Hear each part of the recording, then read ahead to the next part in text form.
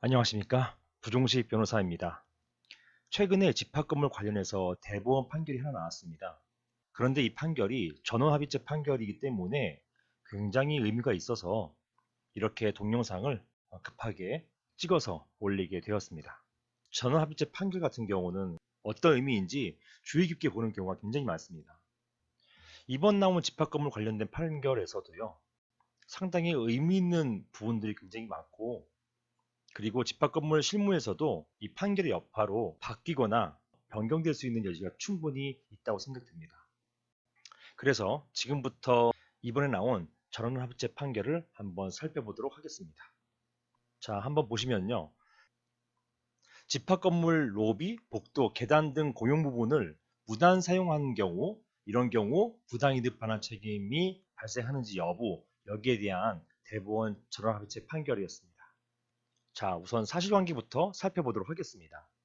원고는 충북 청주시에 있는 지하 4층부터 지상 9층짜리 H상가 집합건물의 관리단입니다. 즉 원고와 관리단입니다.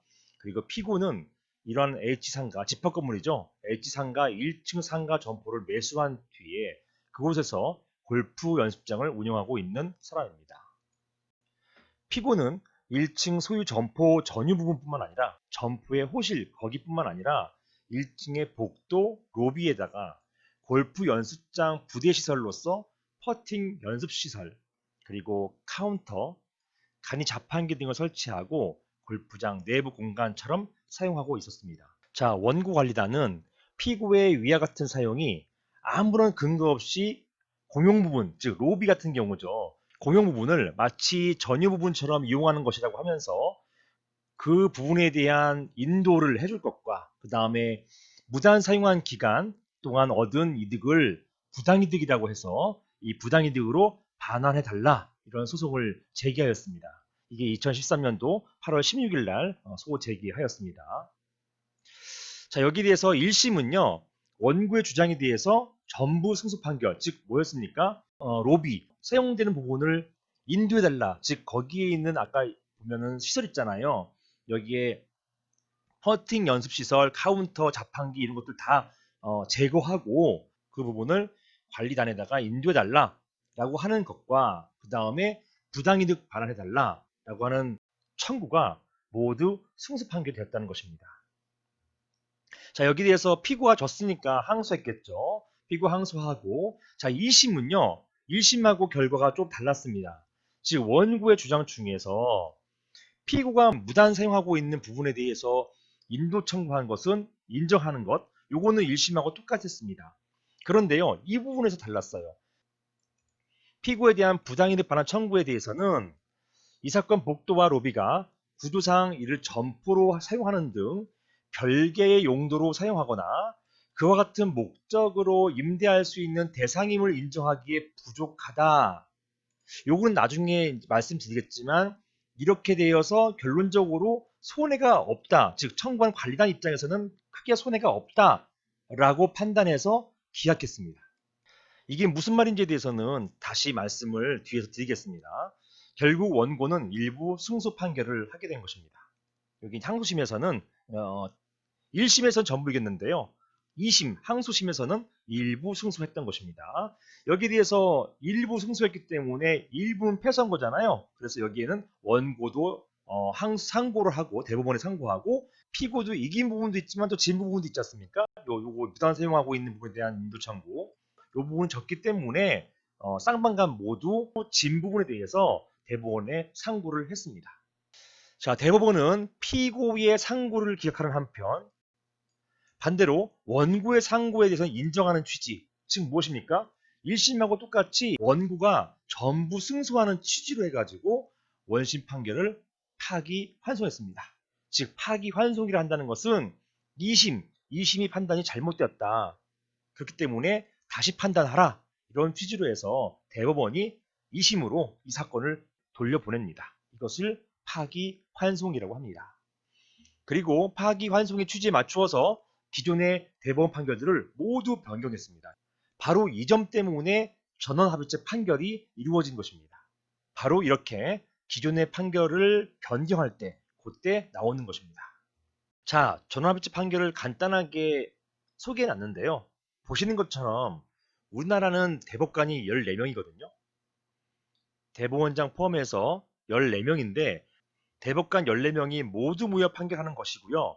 이렇게 대법관 전원 3분의 2 이상의 출석과 출석 인원 과반수 찬성으로 의결하게 됩니다. 주로 종전 판결을 변경할 때 이루어지는 것이고요. 여기에 대해서는 이미 설명을 드렸습니다. 자, 사안의 쟁점은 크게 두 가지였습니다. 첫 번째, 피고에게 원고 관리단에 대한 부당이득 반환 의무가 있는가? 이걸 바꿔 말하면요. 원고 관리단은 피고에게 부당이득 반환 청구를 할 수 있는가? 부당이득 반환 청구의 요건을 갖추었는가? 이게 하나 문제되는 것이고요. 여기에서 과연 손해가 발생했는가? 어떤 손해가 발생했는가? 여기에 대한 게 핵심 쟁점이 되는 것입니다. 두 번째는요.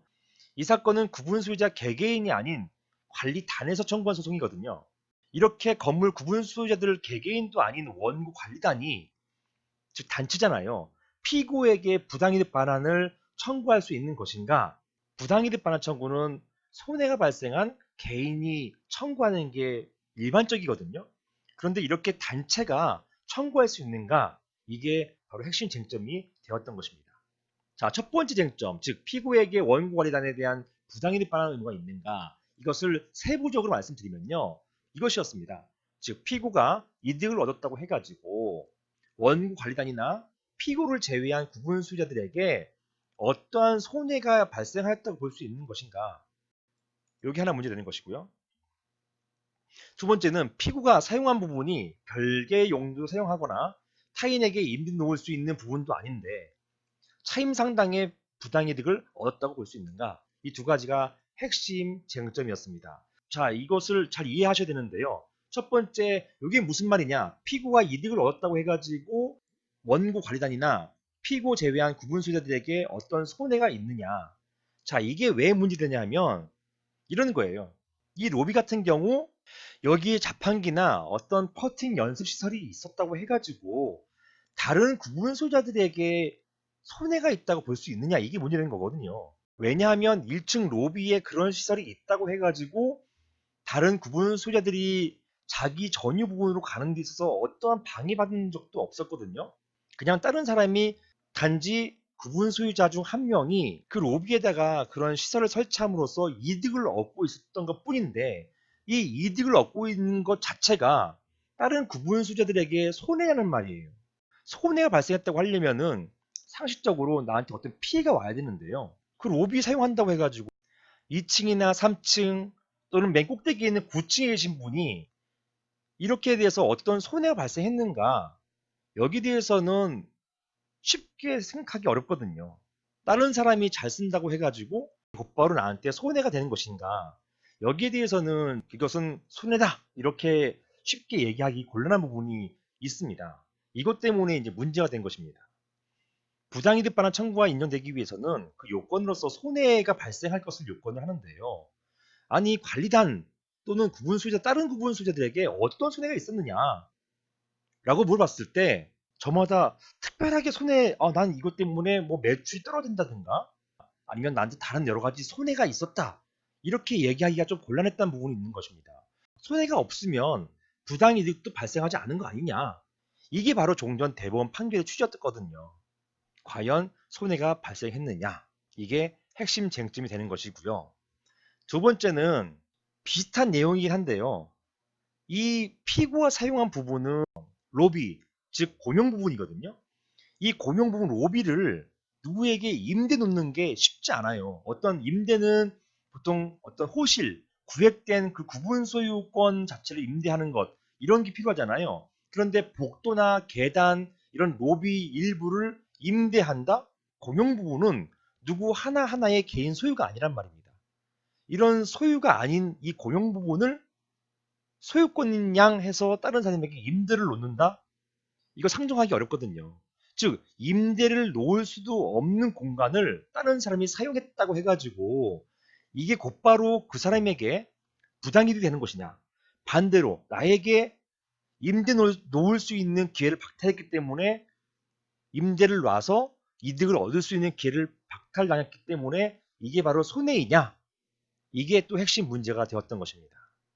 자, 여기에서 판결은요. 자, 첫 번째, 피고에게 원고 관리단에 대한 부당이득 반환 의무가 있는가? 여기에 대해서 이렇게 판단했습니다. 공용 부분을 무단점유한 구분 소유자는 특별한 사정이 없는 한 해당 공용 부분을 점유 사용함으로써 얻은 이득을 부당이득으로 반환할 의무가 있다. 이렇게 봤습니다. 먼저 민법을 보시면 민법상 부당이득은 이런 요건입니다. 법률상 원인 없이 이게 무단으로 해요. 어떤 법률상 원인이라고 한다는 것은 법에 의하건 규약에 의하건 또는 쌍방간의 어떤 계약에 의하건 어떤 원인이 있어야 되는 거거든요. 이런 원인이 없이 마음대로 자기 마음대로 이게 바로 무단입니다. 무단으로 타인의 재산으로 인해서 이익을 얻고 즉 이 사람 타인의 재산 공용 부분에 대해서 공용 부분이 내 건 아니잖아요. 타인의 재산이란 말입니다. 타인의 재산으로부터 이익을 얻고 이로 인해서 타인에게 손해를 가한 자는 이 사람이 그 이익을 반환해야 된다라는 게 민법 741조의 부당이득입니다. 요건이 있죠. 법률상 원인이 없을 것, 즉 무단으로 어떤 걸 해야 된다는 얘기고요. 또 하나는 타인의 재산으로 이득을 얻고 이게 필요하고요. 그 다음에 이득을 얻는 것뿐만 아니라 이로 인해서 타인에게 손해를 가해야 돼요. 타인에게 손해를 가했어야만 그 이득을 반환하도록 하는 것이 바로 부당이득이거든요. 따라서 타인에게 손해를 가한 사실이 없으면 그 이익 반환 의무가 없습니다. 여기서 문제되는 게 바로 그것이죠. 여기에서 피고가 골프 연습장을 운영하면서 로비에다가 퍼팅 연습 시설 같은 자판기 같은 카운터 같은 시설을 갖다 놨는데 바로 이것이 원고 관리단에게 손해이냐? 이게 문제되는 것입니다. 여러분들은 어떻게 생각하세요? 손해인가요? 보통 손해는 내가 이런 방해되는 물건으로 인해 가지고 관리단이 어떤 피해를 금전적인 피해를 입어야 되는 것이고 소유자분들도 다른 소유자분들도 금전적이거나 또는 정신적인 피해를 봐야 되는데 그거 입증하기가 어렵단 말입니다. 그냥 거기에 로비에 그게 있다는 것만 가지고 곧바로 나에 대한 손해인가? 이게 해결돼야만 손해가 인정돼야만 부당이득 반환 청구가 인용되는 것이거든요. 그런데요. 대법원 전원합의체 판결은 부당이득 반환 의무가 있다. 즉 손해를 인정한 것이죠. 자, 어떻게 인정했는지 다음부터 보시겠습니다. 해당 공용 부분이 구조상 이를 별개 용도로 사용하거나 다른 목적으로 임대할 수 있는 대상이 아니더라도 무슨 말입니까? 여기 공용 부분이잖아요. 누구에게 임대할 수 있는 부분이 아니란 말입니다. 이런 부분이라 하더라도 무단점유로 인해서 다른 구분 소유자들이 해당 공용 부분을 사용 수익할 수 있는 권리가 침해되었고 즉 다른 사람이 그 프론트가 있는 자리에 퍼팅 연습 시설이 있는 자리에 자기도 여기 사용할 수 있는 그런 권리가 침해되었다라고 본 거예요. 실제 했든 안 했든 상관없이 침해됐다고 본 겁니다. 이것은 그 자체로 민법 741조 아까 봤던 요 조문이죠. 요거예요. 민법 조문. 민법 741조에서 정한 손해를 볼 수 있다라고 보았습니다. 이 부분이 굉장히 중요한 거예요. 이 부분 때문에 종전 대법원 판결이 다 바뀐 겁니다. 구분 소유자 중 일부가 집합건물법에서 정한 절차, 어떤 절차입니까? 고용부분 관리하거나 변경. 고용부분 관리할 때는 저를 아시거나 제 블로그 보시거나 제 유튜브 보신 분은 다 아실 거예요. 고용부분 관리는 구분 소유자 수 그리고 의결권 지분의 각 과반수 이상. 고용부분 변경은 구분 소유자 수 그리고 의결권 지분의 각 4분의 3 이상의 동의 이런 절차를 거치지 않고 정당한 권한 없이 이게 무단입니다. 무단으로 고용부분을 배타적으로 사용하는 것은 해당 고용부분에 대한 다른 구분 소유자의 사용 수익권을 침해했다. 손해 일으켰다라는 것이에요. 침해해서 그에 대한 손해를 가한 것이다라고 이런 대법원 전합의체 판결에서 선언을 해버린 것입니다. 이로써 부당이득 반환의 요건은 충족되었다라는 것입니다. 이렇게 보았어요. 이로써 부당이득 반환의 요건은 충족되었다. 이렇게 보았습니다. 자, 다시 반복되는 얘기지만 해당 공용 부분이 구조상 이를 별개의 용도로 사용하거나 다른 목적으로 임대할 수 있는 대상인지 여부는 부당이득 반환과 하등 상관이 없다. 부당이득 반환 의무의 성립 여부를 좌우하지 않는다. 즉, 부당이득과는 하등 상관이 없다. 이렇게 보았습니다. 부동산의 무단점유, 사용에 대한 부당이득으로서의 차임 상당액은 부동산의 이러한 무단점유, 사용을 얻은 부당이득을 금전적으로 평가하는 데 필요한 이른 기준에 불과하다. 이렇게 보았습니다. 자, 여기서 차임 상당액이 왜 나왔느냐? 자, 손해가 인정된다 하더라도 보통 그럼 뭐가 손해야? 이렇게 볼 수 있잖아요. 손해가 뭐예요? 뭐가 손해예요? 이럴 때 나오는 게 차임 상당액 개념이거든요. 차임, 임대료예요. 임대료 상당액을 손해로 보겠다라는 것인데요. 기존의 판례가 뭐였냐면 로비 같은 경우는 임대를 놓을 수 있는 곳이 아니기 때문에 차임이라는 개념이 발생하지 않는다. 이 손해를 차임 상당액으로 인정해서 반환하도록 해야 되는데 로비 같은 경우는 차임이 발생할 수 있는 곳이 아니기 때문에 차임 상당액이 인정이 안 된다. 차임 상당액이 인정이 안 되니까 손해도 인정이 안 된다. 따라서 부당이득이 인정 안 된다. 이렇게 거꾸로 올라가는 개념이에요. 이 로비는 임대 놓을 수 없기 때문에 손해라는 것도 없지만 손해라는 게 있다 하더라도 이 손해는 차임 상당액으로 매겨야 되는데 이 차임을 매길 수가 없다. 따라서 손해도 없다. 손해가 없기 때문에 부당이득 안 된다. 이런 논리인 것입니다. 약간 이상해도 하여튼 그런 종전의 판례가 그런 취지였었어요. 자, 판례는요.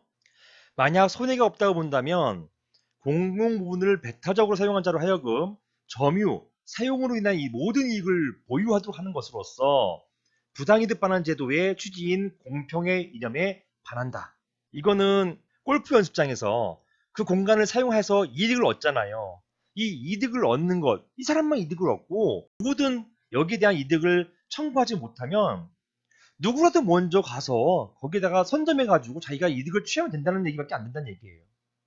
이거는 공평의 이념에 반한다. 이렇게 보았던 것입니다. 이러한 법리는 구분 소유자가 아닌 제3자가 집합 건물의 공용 부분을 정당한 권한 없이 배타적으로 점유 사용하는 경우에도 마찬가지로 적용된다. 자, 이 표현을 썼는데요. 이것 때문에 저는 앞으로 집합 건물 실무에서 굉장히 파급 효과가 크다고 생각됩니다. 예를 들어서 어떤 건물 같은 경우에 적법한 권한도 없이 함부로 주차장을 임대하거나 이렇게 해서 수익을 얻는 경우가 있거든요. 또는 주차 공용 부분에다가 특히 이제 옥상 같은 부분이잖아요. 옥상이나 이런 공용 부분에다가 안테나 시설 같은 거 설치해가지고 이런 걸로 인해 가지고 이익을 얻는다든가 이런 경우가 굉장히 많습니다. 이런 것 때문에 적법한 관리인이 아닌 사람하고 주차 계약을 체결해서 거기에서 주차장 임차를 놔서 본인이 수익을 얻은 경우에 이 경우에 그 얻은 수익에 대해서 부당이득 반환 청구할 가능성이 굉장히 높아졌어요. 앞으로 실무에서 문제가 많이 될 수 있는 그런 부분이 되겠습니다. 자, 이와 달리 자 이제부터는 기존의 판결을 다 바꾸겠다는 내용입니다. 잘 보세요. 집합 건물의 복도 계단 등과 같은 고용 부분은 구조상 별개의 용도로 사용하거나 그와 같은 목적으로 임대할 수 있는 대상이 아니므로 이게 옛날 판결이에요. 구분 소유자 중 일부나 제3자가 정당한 권한이 없이 무단으로 이를 점유 사용했다 하더라도 이로 인해서 다른 구분 소유자에게 차임 상당의 손해가 발생했다고 볼 수 없다. 이게 종전 판결이었습니다. 이렇게 해서 부당이득이 성립하지 않는다고 본 기준의 판례는 모두 변경한다. 이게 전화배치 판결이었습니다. 이게 핵심이에요. 다만 환송후 원심은 부당이득의 반환 범위에 대해서 심리할 필요가 있다. 이렇게 첨언을 하고서 끝이 납니다. 그리고 이제 부당이득 반환 범위에 대해서 어떻게 할 것인지, 차임 상당을 할 것인지 아닌지 이런 부분들은 사실은 명확하게 나타나 있지 않아요. 그래서 이제 아마 항소심에서 2심에서 제대로 다뤄야 될 텐데 여기에 대한 가이드라인은 이 대법원 전원합의체 판결에 보충 의견이 있습니다. 다수 의견에 대한 보충 의견에서 어느 정도의 가이드라인을 잡아줍니다. 그건 좀 이따가 다시 보도록 하겠습니다.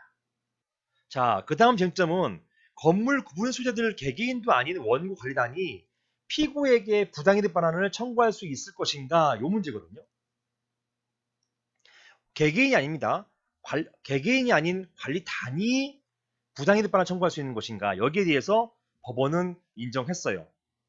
이 사건 건물 구분 수자들은 관리단 집회 결의를 통해서 피고의 무단 점유에 대해서 원관리단이 소재기를 통해서 문제 해결하기로 하였다. 이렇게 집회 결의로서 했다는 것이에요. 즉 집회 결의란다는 것은 부당이득 반환 청구도 어떤 관리의 일종이라는 것입니다. 집회 결의를 통했다는 얘기는 이 집회 결의는 어떤 공용 부분 관리에 대한 부분에 대한 결의만 가능한 것이거든요. 이 집회 결의했다는 얘기는 이 부당이득 반환이라는 것이 어떤 개개별로 청구하는 것이라기보다는 이렇게 집회 결의로 관리에 대한 부분임을 인정한 것입니다.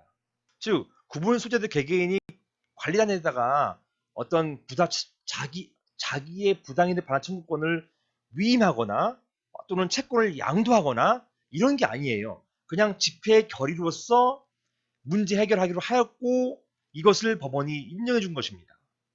즉 부당이득 반환 청구도 관리의 일종이다 이렇게 봤습니다. 그 다음에 이 사건 관리 규약에는 원고 관리단이 고용부분 사용료 지급 주체가 되기 때문에 원고 관리단이 이렇게 청구하는 거 문제 없다 이렇게 본 것입니다. 따라서 원고 관리단이 피고에게 부당이득 반환 청구하는 것 전혀 문제 없다. 원고 적격 인정된다. 이렇게 보았습니다. 자, 여기까지가 대법원 전환변제 판결 다수 의견이었어요. 자, 그 다음부터는 반대 의견입니다.